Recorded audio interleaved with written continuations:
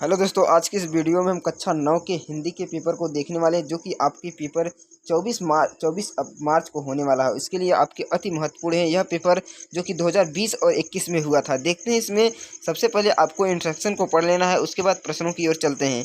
प्रश्न में दिया पहला, उचित शब्द का चयन कीजिए, रिक्त स्थानों की पूर्ति कीजिए। कहा कि मेरे नाना पक्के, इनमें से क्या भरा जाएगा, इनमें से आपको भरना है। मेरे कमाई के प्रत्यय भरना है। कमाई के प्रति जो अधिक बोलता है उसे क्या कहते हैं, मितभाषी कहते हैं, उसको भर देना है। पंचवटी क्या है, तो उसको भरना है। पंचवटी क्या है, लब्धव क्या है, उसके बारे में लिख देना है। अगला प्रश्न दिया है कि सही विकल्प चुनकर लिखिए। लिखा है, लेखिका अपनी नानी को क्यों नहीं देख पाया। इन सब प्रश्नों को आपको हल करने का है। कबीरदास जी की प्रमुख रचना क्या है, आप जानते हैं कबीरदास की प्रमुख रचना बीजक है। जो पढ़ा लिखा न हो उसे क्या कहते हैं, उसे अनपढ़ कहते हैं, जो पढ़ा लिखा नहीं रहता है। काव्य की शोभा बढ़ाने वाले तत्वों को क्या कहा जाता है, तो काव्य की शोभा बढ़ाने वाले तत्वों को अलंकार कहा जाता है। कोयल अपने चमकीले गीत क्यों तैर रही है, ये आपको लिखना है, जो कि आपकी किताब से दिया रहता है। अगला प्रश्न दिया है कि एक वाक्य में उत्तर लिखिए।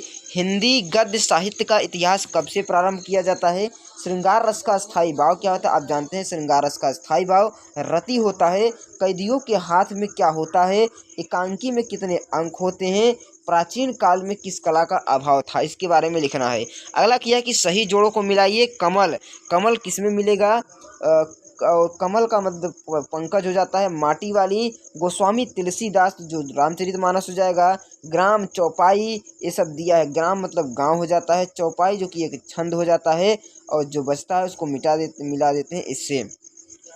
अगला प्रश्न दिया है कि सत्य और असत्य को पहचानिए। किरण शब्द का पर्यायवाची रश्मि है, भी सही है। बच्चे काम पर जा रहे हैं, कविता सुमित्रा नंदन पंत की है। सूरदास राम भक्ति शाखा के कवि हैं। उपन्यास सम्राट प्रेमचंद को कहा जाता है। रिपोर्टाज भारतीय भाषा का शब्द है। इन शब्द को आपको लिखना है। लिखा है, तद्भव शब्दों को तद्भव तत्सम छाट कर लिखना है। इसमें से क्या खजाना है, तद्भव छाटना, अथवा आप में दो दो का पर्यायवाची लिखना है, तन अथवा हरि का। नेक्स्ट प्रश्न दिया कि निम्नलिखित शब्दों का संधि कीजिए। जैसे तथा धन एव दिया तथेव, सुधन आगत बराबर स्वागत। अथवा आप दिए गए प्रश्नों का वाक्य प्रयोग किए, जैसे उड़ान का प्रयोग, अंतरिक्ष का प्रयोग, अंतरिक्षयान का प्रयोग। रस के कितने अंग होते हैं, इसको लिखना, नाम लिखना है। अनुप्रास, अथवा आप अनुप्रास अलंकार की परिभाषा और उदाहरण दीजिए। मानसरोवर से कवि का क्या से या लिखिए, या कच्चे सकोरे का क्या अर्थ है, इसको लिखना है। अगला क्वेश्चन दिया कि जीवन की उमंग से बच्चे वंचित क्यों हैं, इसको लिखिए। या तो आप ज्ञान की आंधी मनुष्य के जीवन पर क्या प्रभाव डालती है, उसको लिखना है। अगला, अथवा रसखान वज भाषा में जन्म लेना चाहते थे, इसको लिखो। अथवा हथकड़ियों में गहना क्यों कहा जाता है, इसको लिखना है। कभी कोयल से ईर्ष्या कर रहे हैं, इसको लिखना है। या तो आप लदगत काव्य शैली का वर्णन करना है।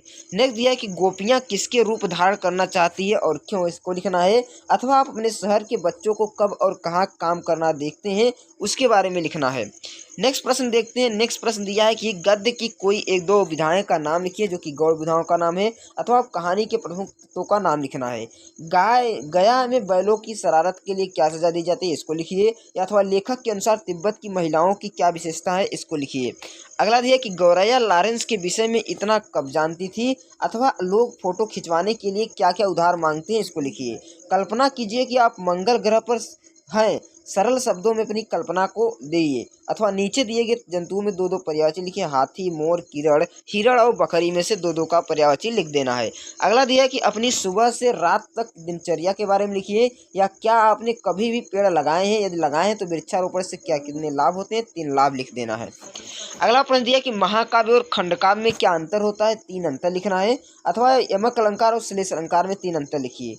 कवियों ने कोकिला को बोलने के लिए कारणों की संभावना बताई है, इसको लिखिए। अथवा आप गोपी कृष्ण के मुरली के होठों पर क्यों नहीं रखना चाहती थी, इसको आपको लिख देना है। अगला सवाल दिया है कि कबीर दास जी अथवा माखनलाल चतुर्वेदी के कवि का जीवन परिचय दीजिए। इनकी 2 रचनाएं लिखिए, कला पक्ष लिखिए, साहित्य में स्थान लिखिए। यानी निम्नलिखित पद्यांश में सप्रसंग सहित व्याख्या लिखिए। दिया कि सीधी आई रात से गई न सीधी राह, सुषुम सेतु पर खड़ी थी बीत गया दिन आ, जेब टटोली कौड़ी न पाई, माझी को दू क्या उतराई, यह लिखिए। या अथवा आप नीचे दी गई है उसको लिखिए। प्रेमी ढूंढत मैं फिरो, प्रेमी मिले न कोई, प्रेमी को प्रेमी मिले, सब विषम अमृत होए। या आप इसकी संदर्भ सहित व्याख्या कीजिए। अगला दिया कि निम्न गद्यांश का ससंदर्भ व्याख्या कीजिए। आप गद्यांश को पढ़कर इसका ससंदर्भ सहित व्याख्या कीजिए, अथवा इसको कीजिए अथवा इसको आपको करना है।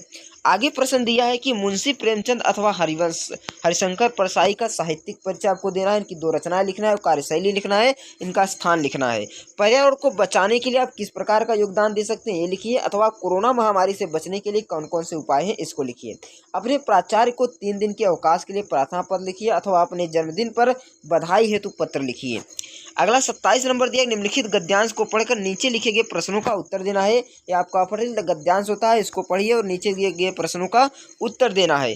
दिया अंतर्राष्ट्रीय स्तर पर मान्यता प्राप्त हो गई, इसको पढ़कर आपको उत्तर दिया। पहला प्रश्न दिया है कि किसी एक विषय पर निबंध लिखिए, किसी चाहे विद्यार्थी जीवन पर, समाचार पर, राष्ट्रीय ध्वज पर, जलीय जीवन पर, पर्यावरण प्रदूषण पर, इन पर निबंध लिखिए। अगर आप निबंध लिखना चाहते हैं चैनल में दाग देकर देखिए, इसका मैंने निबंध बना दिया, आप देख सकते हैं आसानी से।